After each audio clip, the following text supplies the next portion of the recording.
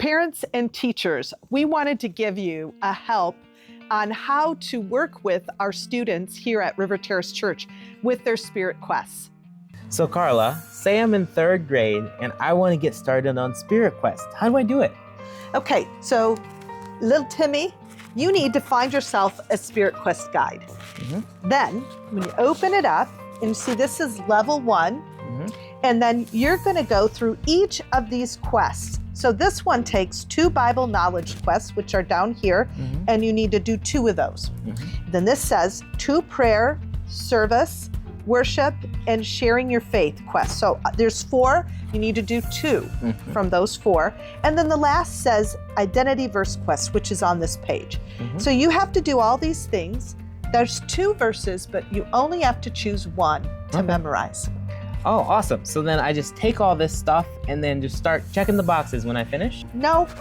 So what you need to do is either with your parent or your greenhouse teacher or your pathways teacher or Tim or I, you tell them what quest you're gonna do, then they will write down, like if you're doing Bible characters, they can write down each name you list, and then they initial that quest and mark it and mark the box.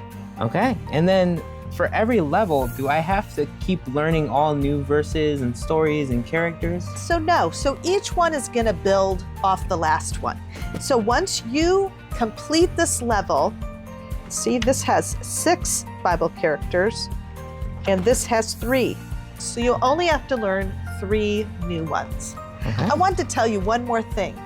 So once you complete these quests, then you bring your book to Tim or I, and we will see if you've completed the level.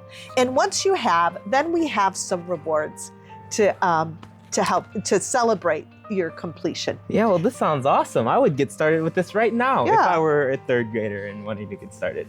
So I have a question. Is this for K through 12? Yeah, absolutely. And these are kind of the foundational steps. And so for those who are in high school, we think it's okay if they start at the higher levels instead of starting at level 1. And so if you're in high school, I would say find the highest level that you're able to complete everything or most of it and start there. And then we'll just have you go back and memorize the identity verses from levels 1 through 5 because we think it's really important that everybody memorizes all the identity verses. Great. So Tim, how do teachers or parents know what is good enough when the kids are sharing their information? Yeah, I think it's kind of up to their discretion, but I think what grade level is the kid at compared to the level they're doing, right?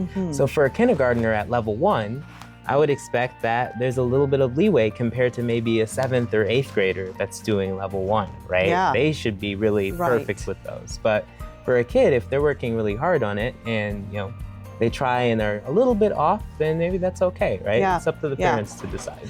Yeah, and I think what we don't want, and I've seen a lot, is just a kid looking at a verse and then seconds later telling you the verse.